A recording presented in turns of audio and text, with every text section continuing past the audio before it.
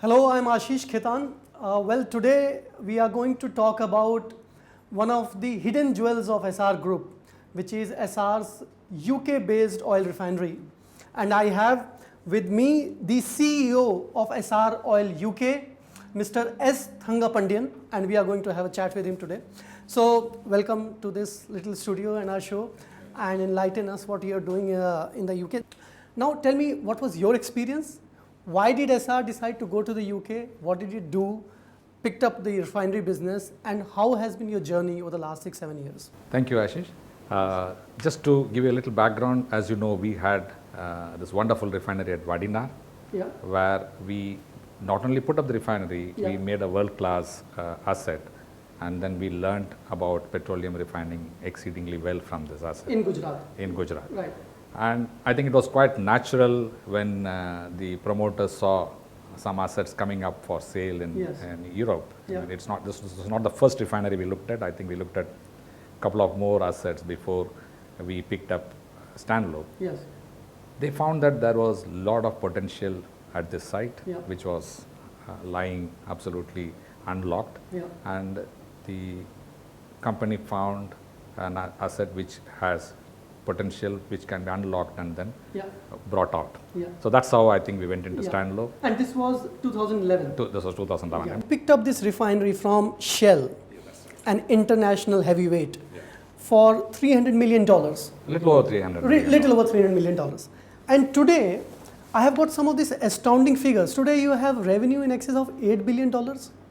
You paid taxes to Her Majesty's government in excess of $3 billion. You have an EBITDA of 300 million, in excess of 330 million. I mean, these are astounding figures. These are fantastic figures. In fact, this 300 million EBITDA, we have been consistently doing it for the last 4 or 5 years. It's not one of those, what you call flash performances. It has been a consistent performance. One, the asset is located in a very strategic position. Okay. We are actually one of the most critical assets for the UK as a whole. We supply around 16% of UK's transport requirement. 16% of the total UK's transport fuel requirement is met by a refinery run by an Indian company in the UK. Yeah. Fantastic. And to add on, if you take a flight to either Manchester, Liverpool or Leeds airport, 99% it would have been fueled by Essar Oil UK jet.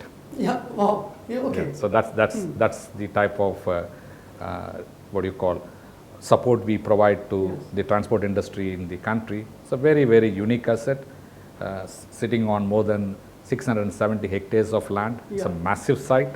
We employ around 900 people directly as company employees and a little over 1,000 contract employees. Wow. So I wouldn't be far off the mark if I say we must be in the top 1 or 2 of the companies in the northwest of the country, and again in the top 1 or 2 large turnover companies with Indian investment in UK.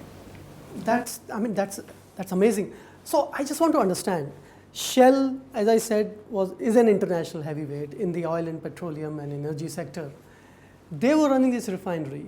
Apparently, they were not doing well with regard to this refinery. They wanted to sell out, and they did sell out. And you turned it around and made it like a very, very profitable venture. So what's the trick? See, I think the difference between the way Shell was operating this refinery and the way we operate is very different. The Shell was looking at this refinery as a pass-through from their E&P fields to the network. So this was more like a converter of crude into products as a cost center. For us, it's a profit center. So we look at it very differently. And then we started making investments in the asset. It's not that this all happened by chance. So there was a systematic investment which took place. Between the time we took over in 2011 to date, we have invested close to $1 billion in the site. When we took over, we had a delta over Northwest Europe benchmark. That's usually the benchmark which we take. We were hardly doing around $0.50 over the Northwest Europe benchmark when it took over from Shell in 2011. As we talk today, we are doing close to $5 over the Northwest Europe benchmark margin, which basically means even if the Northwest Europe benchmark goes to zero, we'll still be making $5 over that. So that's the type of change which we have brought into the site. So all that you learned, when you were running the refinery here in Gujarat, in India.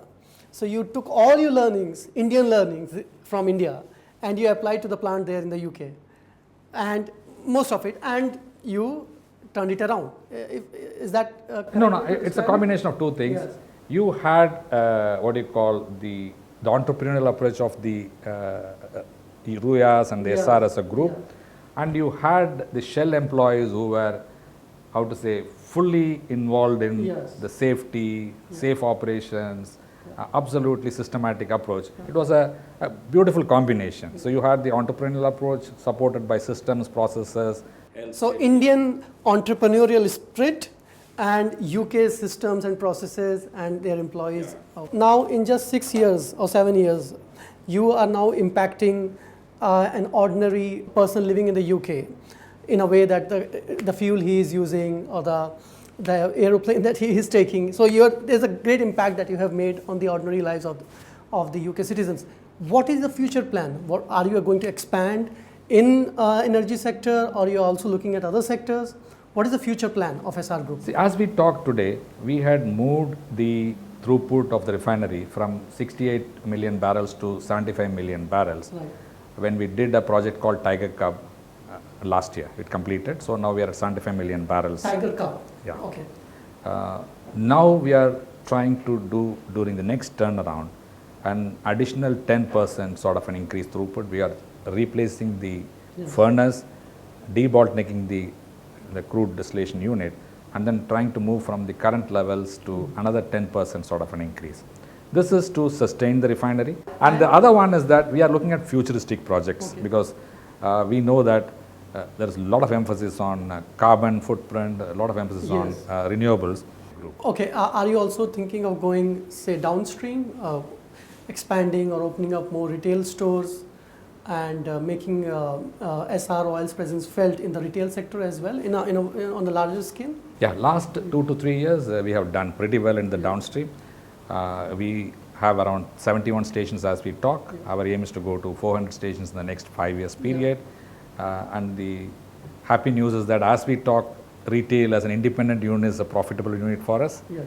We also expanded our distribution of jet into plane. So earlier we were just distributing jet to companies who were putting it into plane. As we talk today, almost 20% of our jet production, we are fueling the aircrafts directly in Manchester, Liverpool, directly into the aircrafts. So we have big names as customers like Etihad, Emirates, Jet2Com, quite a few of them. So thank you so much for having this chat with us. Thank you. Thank you, Ashish. Thank you so much.